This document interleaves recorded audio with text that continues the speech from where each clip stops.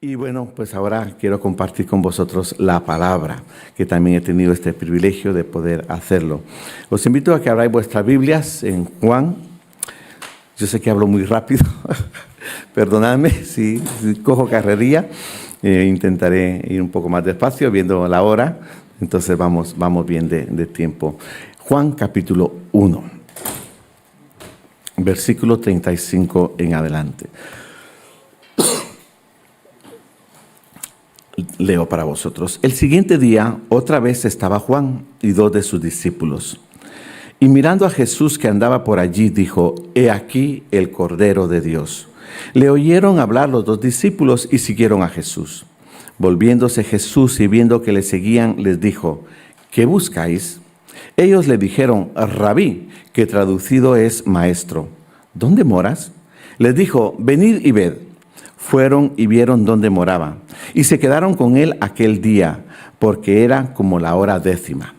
Andrés, hermano de Simón Pedro, era uno de los dos que habían oído a Juan y habían seguido a Jesús. Este halló primero a su hermano Simón y le dijo: Hemos hallado al Mesías, que traducido es Cristo.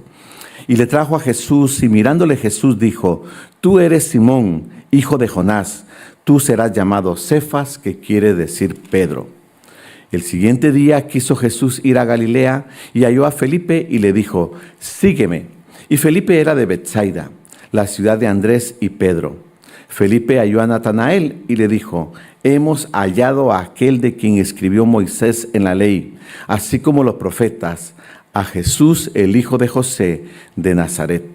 Natanael le dijo: ¿De Nazaret? ¿Y puede salir algo de bueno? Le dijo Felipe: Ven y ve. Cuando Jesús vio a Natanael que se le acercaba, dijo de él: He aquí un verdadero israelita en quien no hay engaño. Le dijo Natanael: ¿De dónde me conoces? Respondió Jesús y le dijo: Antes que Felipe te llamara, cuando estabas debajo de la higuera te vi. Respondió Natanael y le dijo: Rabí, tú eres el Hijo de Dios, tú eres el Rey de Israel. Respondió Jesús y le dijo: Porque te dije, te vi debajo de la higuera, ¿crees? Cosas mayores que estas verás. Y le dijo: de cierto os digo, de aquí en adelante veréis el cielo abierto y a los ángeles de Dios que suben y descienden sobre el Hijo del Hombre. Oremos. Padre bueno y misericordioso, gracias te damos por la misericordia con que nos has amado, con tu amor, Señor, que nos ha alcanzado y nos ha permitido poder llegar a ser hechos hijos de Dios. Gracias porque nos permites, a través de tu Espíritu Santo, reconocer que Jesús es el Cordero de Dios que quita nuestro pecado, que ha quitado nuestro pecado y que nos limpia de toda maldad. Gracias por el privilegio de estar aquí juntos, Señor, en un día como este, en donde podemos dedicarlo para poder alabarte, para poder cantar salmos a tu nombre, para poder gozarnos los unos con los otros, para tener comunión los unos con los otros, Señor, ver cómo andamos, cómo estamos. También, Señor, para poder ofrendar para el ministerio de tu obra aquí en la tierra, Señor, pero por sobre todo para escuchar tu palabra. Y en esta hora rogamos que tu Espíritu Santo hable a nuestro corazón. Señor, rogamos en el nombre de Cristo que tú permitas que nuestros ojos, nuestros oídos, nuestro corazón sea abierto. Como Ezequiel, Señor, clamamos que nos des un corazón de carne, un corazón entendido, para que sepamos y entendamos lo que tú tienes para nosotros. En Cristo Jesús. Amén. Amén. En el Evangelio de Juan nosotros podemos ver a través del primer capítulo cómo el apóstol Juan viene introduciendo el ministerio de Juan el Bautista. En los primeros versículos habla acerca de Jesús, el verbo, habla de que Él es la luz, pero identifica claramente que el que había venido, el que ellos estaban escuchando, no era la luz, refiriéndose a Juan. Y Juan el Bautista toma esta idea y empieza a hablar acerca de que Jesús es el Cordero de Dios, es aquel verbo que fue hecho carne, es de quien han hablado en las profecías, de quien habló Moisés, versículo 17, y este es el testimonio que da. Dice en el versículo 20 del capítulo 1, confesó y no negó, sino confesó: yo no soy el Cristo. Él dijo que tampoco era un profeta ni que tampoco era Elías. Simple y sencillamente yo soy la voz, dice, del que clama en el desierto. Versículo 23. Así que Juan el Bautista, a partir del versículo 29, vuelve a tomar el hilo de identificar a Jesús, aquel a quien él bautizó y de quien vio descender el Espíritu del cielo como paloma y que permaneció en él y que decía que él era el Cordero de Dios. Versículo 29, que quita el pecado del mundo. Entonces Juan va preparando al lector, Juan el apóstol, el que va preparando a quien que va leyendo su evangelio, para que vaya conociendo las enseñanzas de Juan el Bautista. Porque como vemos luego en el versículo 35, Juan el Bautista tiene ya un grupo de seguidores. Estos seguidores pues han oído acerca de las predicaciones de Juan, se han arrepentido, habrán tomado ya el bautismo en agua que Juan predicaba, pero estaban a la expectativa de lo que había que venir, de aquel a quien Juan el Bautista estaba predicando. Se me ha pedido en esta mañana que el tema es sed discípulos y haced discípulos. Entonces la idea es de que yo no puedo hacer discípulos si antes yo no he sido un discípulo. Hemos conocido, hemos oído muchos textos acerca de hacer discípulos, de ser discípulos, y tenemos textos como Mateo 28, Lucas, en el libro de los Hechos también nos da la idea de qué es ser discípulo. Y a mí me ha gustado este pasaje de Juan capítulo 1, porque en los versículos que hemos leído del 35 al 51, en cierta manera condensa lo que es un discípulo y lo que debe hacer un discípulo. La primera cosa es que un discípulo reconoce quién realmente es él y quién es a quien él predica. Por lo tanto, Juan lo primero que hace es reconocer que él es solamente una voz que clama en el desierto. Él es una voz que viene a identificar a aquel que sí es el Cordero de Dios, aquel que sí es el Hijo de Dios. Y por eso cuando con sus discípulos pueden encontrar a Jesús, lo identifica claramente. Versículo 36, y mirando a Jesús que andaba por ahí, dijo, he aquí el Cordero de Dios. Por lo tanto, él no tenía temor de que sus propios discípulos le dejaran con tal de seguir a Jesús. Porque él lo que quería era que la gente que le siguiera pudiera identificar al Señor. Entonces, la primera cosa como discípulos que somos, hemos de entender que quien debe ser reconocido a través de nuestro testimonio, a través de nuestra predicación, a través de nuestro mensaje, es Jesucristo como el Hijo de Dios. Estamos en una sociedad en donde hay muchos mesías y se levantan muchos diciendo que van a traer solución para nuestro mundo. Inclusive dentro de la propia iglesia se levantan otros que traen estrategias y metodologías que van a transformar nuestra sociedad, pero que pocas veces ponen el énfasis en el Cordero de Dios que quita el pecado del mundo, en el Hijo de Dios, Jesucristo. Así que el verdadero discípulo es aquel que identifica quién es el maestro. El verdadero discípulo es aquel que sabe cuáles son las enseñanzas del maestro. Y si nosotros queremos ser discípulos de Jesús, tenemos que tener claro a quién seguimos. ¿Quién es nuestro maestro? Una imagen que a mí me gusta mucho, que la oí hace tiempo, es de que en los bancos, cuando se usaban mucho más billetes que ahora, porque con las tarjetas vamos a todos lados, había un amigo que fue a querer trabajar en un banco. Y lo primero que le dieron en el banco fue un fajo de billetes. Y entonces él empezó a contar los billetes, contó billetes, entregó los billetes. Cuando terminó le dieron otro fajo de billetes y él siguió contando los billetes. Pasó todo el día contando billetes. De tal manera que casi que dijo, mira, para contar billetes me busco otro trabajo, ¿no? Y al día siguiente, cuando lo recibieron en el banco, de nuevo le dieron otro fajo de billetes. Pero él empezó a darse cuenta que había algunos billetes que eran un poco raros. Entonces le habían dicho que si había un billete raro que lo pusiera aparte. De tal manera que él pudo identificar solamente con el tacto cuáles eran los billetes verdaderos y cuáles eran los falsos. Ahora con la maquinita es más fácil, ¿no?, de pasarlo allí. ¿Podemos nosotros identificar a nuestro maestro a través de la enseñanza de otros? ¿Podemos nosotros identificar quién es el verdadero maestro cuando yo leo la palabra, cuando yo estoy estudiando acerca de lo que es la palabra, de lo que dice acerca de Jesucristo?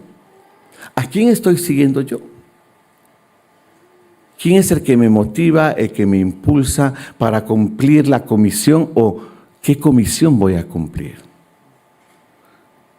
Cuando estaba aquí el mapamundo, el globo le decía a mi mujer, pues así como está el globo, así está el mundo, ¿no? Un poco desinflado y un poco... Así está nuestro mundo y necesita conocer la verdad. Y necesita seguidores que conozcan la verdad y que le den la verdad. En segundo lugar, nosotros vemos que estos discípulos, dice que volviéndose, siguieron a Jesús. Le oyeron hablar los dos discípulos y siguieron a Jesús. Y volviéndose Jesús y viendo que le seguían, les dijo, ¿qué buscáis? Ellos le dijeron, Rabí, que traducido es maestro, ¿dónde moras? Si tú tienes alguna Biblia de estas que ponen en rojo la palabra de Jesús, te vas a dar cuenta que estas dos son las primeras palabras que Jesús menciona en todo el Evangelio de Juan, en lo poco que hemos ido leyendo. Y es interesante porque el Señor Juan, en su Evangelio, utiliza muchas preguntas de las que Jesús hizo. Ya tenemos aquí, en este único versículo, dos preguntas. ¿Qué buscáis? Y entonces viene en el capítulo 2, versículo 2, cuando habla con la mujer, cuando habla con María, dice, ¿qué tienes conmigo, mujer? En los versículos 3 y 12 le dice Nicodemo, ¿no sabes esto? Le dice a sus discípulos, si no sabéis las cosas terrenales, ¿cómo sabréis las celestiales? En el capítulo 4 le dice a sus discípulos, vosotros aún decís, aún faltan 4 meses para la siega. En el capítulo 5 le pregunta a aquel que quería ser sano, ¿quieres ser sano?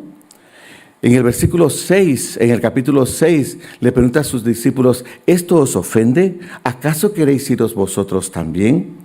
En el propio capítulo 6 habla de yo os he escogido a vosotros. En el capítulo 7 también encontramos preguntas que le hacen a los fariseos, ¿por qué procuráis matarme? En el capítulo 9 pregunta, ¿crees tú en el Hijo de Dios, aquel que estaba ciego? El Señor Jesucristo lo primero que hace es interpelar a estos discípulos. ¿Qué buscáis? ¿Por qué queréis ser mis discípulos? Al fin y al cabo ya tenéis un maestro. Ahí está Juan. ¿Por qué no seguís a Juan? ¿Por qué queréis estar conmigo? Tal y como leemos en el capítulo 5, al final del capítulo 5 del libro de los Hechos, había en aquel tiempo muchos grupos que andaban buscando la salvación de Israel, ya sea por medios políticos como los celotes, o ya sea por medios religiosos como los saduceos, los fariseos. Entonces había una gran cantidad de maestros que se levantaban y que atraían gente. En Hechos capítulo 5 dice que había uno que tenía casi 400, había otro que tenía 200 seguidores. Entonces era muy común en aquel tiempo que un maestro se levantara, que fuera predicando y que los discípulos se le fueran agregando, porque querían ser parte de ese proceso salvífico de la nación de Israel. Por eso les pregunta Jesús a sus discípulos, ¿qué buscáis? Y esa es la segunda cosa que nosotros tenemos que preguntarnos si queremos ser discípulos de Cristo. ¿Qué buscamos? ¿Por qué queremos ser discípulos de Cristo? Porque quiero formar parte de una comunidad donde se pasa guay, donde podemos disfrutar, donde pueden satisfacer mis necesidades. Yo quiero ser misionero porque quiero viajar, porque quiero hasta conocer otros lugares. Yo quiero ser pastor porque como pastor pues ya puedo en una estabilidad laboral. Yo quiero ser cristiano porque no sé qué más que hacer. ¿Por qué quieres ser discípulo de Jesús? Ser discípulo es reconocer que necesito un Salvador, que necesito un Maestro y que este es Cristo el Señor. ¿Por qué estamos aquí nosotros hoy? ¿Por qué busco la palabra del Señor cada día en los devocionales? ¿Por qué desde el púlpito se insiste muchas veces que nosotros debemos ser discípulos de Cristo o hacer discípulos? solamente para llenar nuestros locales? ¿Por qué estamos pensando en misiones locales? Tal vez porque ahí no hay iglesia evangélica o no hay de la iglesia evangélica de mi grupo. O porque entiendo que siendo Jesucristo el Cordero de Dios, también los otros necesitan de Él. Así que ser discípulo de Cristo es reconocer que Él es el único que puede satisfacer mis necesidades emocionales, físicas, emocionales, psicológicas, inclusive mis aspiraciones profesionales. Solamente en Cristo puedo encontrar quién puede llenar mi vida. Luego dice que, vieron Andrés, versículo 39, Jesús les dijo, venid y ved. Fueron y vieron donde moraba, y se quedaron con él aquel día, porque era como la hora 10, aproximadamente las 4 de la tarde, sabiendo que los judíos dicen que contaban las horas de 6 a 6, entonces serían más o menos las 4 de la tarde. Una versión dice que ellos invirtieron el resto del día para estar con Jesús. Y es que ser discípulo es una experiencia práctica. No podemos ser discípulos teóricos. Gracias a Dios por los seminarios, gracias a Dios por las entidades académicas, por el tiempo que invertimos en la palabra, estudiando, leyendo, pero tiene que ser algo práctico, tiene que ser algo vivencial. Esta misma expresión, venid y ved, fue la que les dijo el ángel a las mujeres cuando fueron al sepulcro. Y dijeron, venid y ved, entrad. ¿Qué conoces tú de Cristo que te motive a seguirle? ¿Qué puedes transmitir tú de Cristo a otros que haya cambiado tu vida? ¿O qué es lo que te ilusiona, lo que te apasiona estar aquí al frente en la alabanza? Es porque he vivido en mí mismo y tengo la experiencia de esa relación constante y continua delante del Señor. ¿Se da cuenta? Cada punto va interrelacionado. Porque cuando yo dejo mi yo por un lado y me centro en Cristo, puedo recibir que Él es el que satisface, como hemos cantado, pero también es el que me lleva a poder compartir lo que yo he vivido. Y todos sabemos que si nosotros no lo hemos vivido, por más que querramos explicarlo, no vamos a llegar al corazón de nadie. Ser discípulo también es tener una experiencia práctica con Él. Y es lo que el Señor Jesucristo hizo con los suyos durante los 3 meses, durante los 3 años que estuvo. Para que ellos aprendieran a confiar en Él en medio del miedo, pues los metió en la barca. Y ahí estaban en medio de la barca sin saber qué hacer, ¿no? Y encima Él dormido en una de las experiencias que tuvieron. A medianoche con todos los vientos. Pero después pudieron entender que Jesús sí tiene poder para calmar la tempestad. Porque lo habían vivido.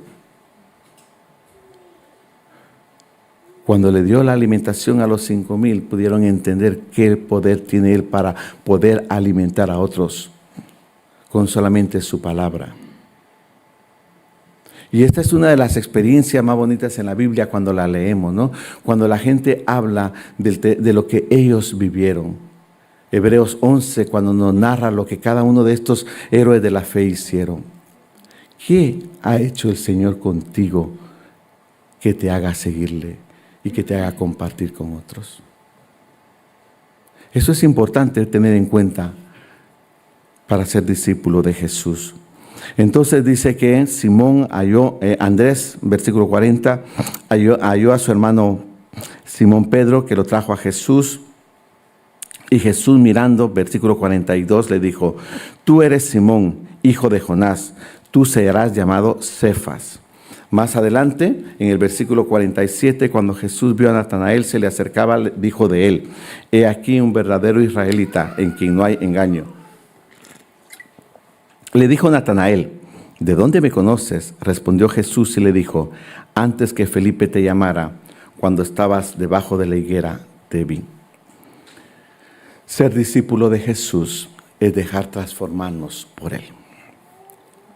Es impresionante cómo Juan ha escogido a estos 4 discípulos, incluyéndose él, Simón, Natanael, Andrés, Felipe y el mismo Juan 5.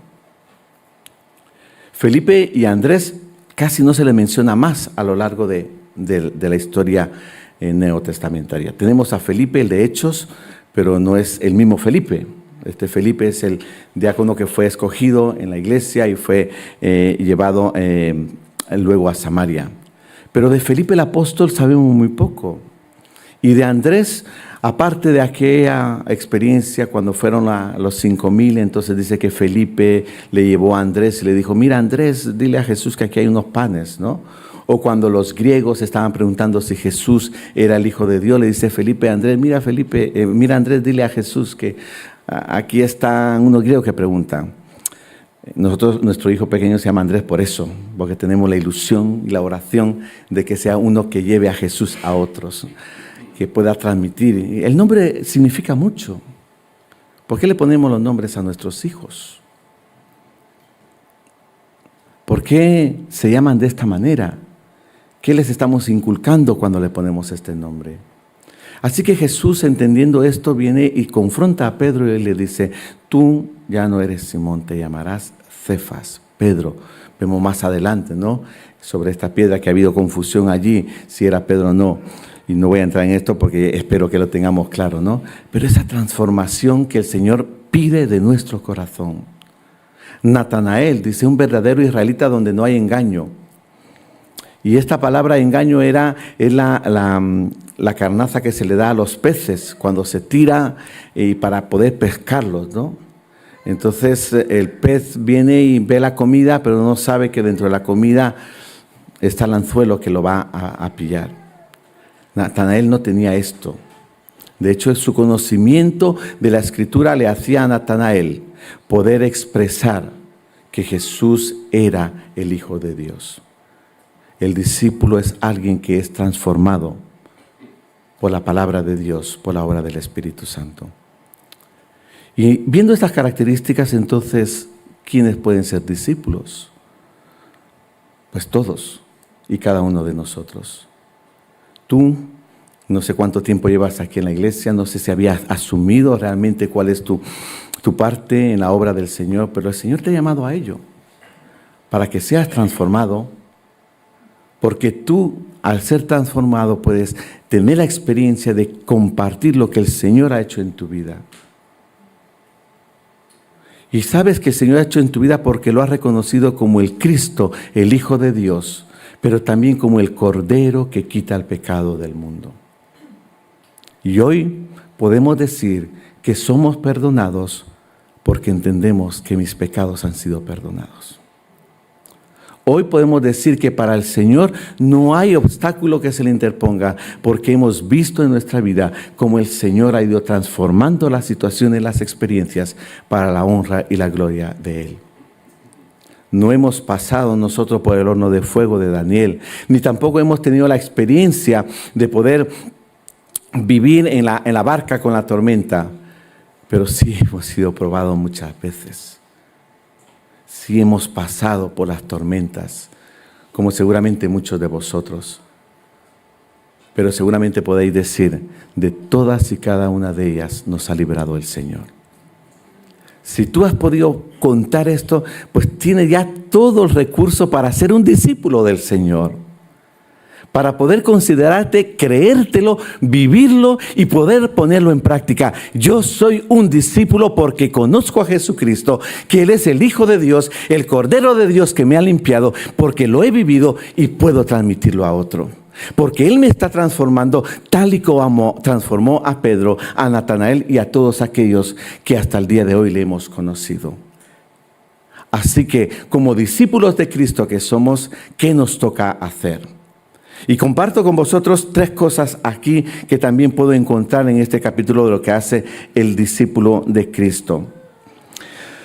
El discípulo de Cristo, en primer lugar, tomando el ejemplo de Andrés y Pedro, es alguien que busca a los que no conocen al Señor. Si os das cuenta, en el versículo 40 dice que fue y halló a su hermano Pedro, versículo 41.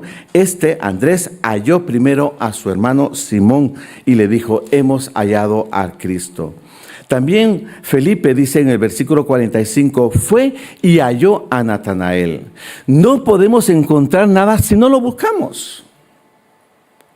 ¿Qué hizo la mujer que había perdido una diadema? ¿Recordáis las 10 monedas? Dice que limpió y movió todo hasta que encontró aquella moneda que había perdido. No podemos encontrar a los que están perdidos si no vamos y los buscamos. Y si tú eres un discípulo, tú tienes el privilegio de poder ir y buscar a aquel que está perdido. Tú eres la luz y la sal que el Señor quiere que seas en este mundo. Pues ve y alumbra y da sabor allí donde no hay. ¿Y dónde es ese lugar? Pues como Andrés, puede ser en tu propia familia. Ayer en una de las conversaciones nos comentaban de una método, una estrategia en donde lo primero que hacen después de que alguien dice que recibe a Cristo es hacer un listado de aquellos que no le conocen. Tú podrías pensar ahora mismo en 3 personas que no conocen al Señor y de quienes has estado orando y pides al Señor que puedan venir para ti, para Él. ¿Puedes pensarlo? Pues ahí los tienes. Ve y diles lo que Cristo está haciendo en ti. A lo mejor, como Felipe y Natanael, ya hemos llegado a un momento en donde ya no tenemos más conversación que darles sobre Cristo, ya no tenemos más argumentos, pues búscate a un Andrés, búscate a alguien que diga, mira, aquí está. Y con mi mujer muchas veces hacemos eso, mira, yo hago el contacto y luego tú le hablas del Señor. Porque eso es trabajar en un cuerpo. Hasta donde yo puedo llegar, llegaré. Y desde ahí, pues otro pondrá el Señor para que avance para su obra. El discípulo entonces va y busca a los que están perdidos, como el pastor. Pero reconozcamos, yo no soy el pastor. No vayamos creyéndonos que somos nosotros los que salvamos, que somos nosotros el Cristo. No, nosotros vamos buscando a las personas para presentarles a Cristo y a Cristo crucificado. Aquel que me perdona, que me transforma y que me da el privilegio de compartir contigo el Evangelio. El discípulo también es aquel que invierte tiempo con el Señor. Ven y ve. Venid y ved, dice en el versículo 39. Y fueron y moraron y vieron dónde moraba. En Marcos capítulo 3, cuando el Señor Jesucristo fue, la narración de Marcos nos dice que Jesús fue y oró para escoger a sus discípulos. Dice que los escogió para que estuvieran con Él. Y yo digo que no lo mandó a otra cosa hasta que no aprendieron a estar con Él. Primero dice que los llamó para que estuvieran con Él, para enseñarles y luego para mandarlos a predicar. ¿Cuánto tiempo pasas con el Señor? Ahora hay muchas maneras de cómo leer la Biblia en un año o cómo leer en un mes o todas las cuestiones, pero y yo os animo que lo hagáis, ¿no? Es importante leer la Biblia, pero una lectura así superficial no transforma, no cambia. A veces estamos más pendientes del día 40 del mes que llevamos y a ver si estamos día a día. Estamos más pendientes de los 20 minutos que tengo porque ya me van a llamar, que poder escuchar la palabra de Dios. Nosotros, como he comentado, nuestra hija mayor está ya 2 años fuera, como todas las familias españolas y las que no lo son. Nuestra segunda hija también ya pronto se va, porque eso es lo que tocan los pueblos cuando llegan al bachillerato y ya no hay universidad allí. Si quieren hacer algo, pues tienen que salir. Así que cuando están, tenemos que aprovechar de ellas y poder hacer cosas juntos. Hasta discutimos, ¿quién no lo hace, no?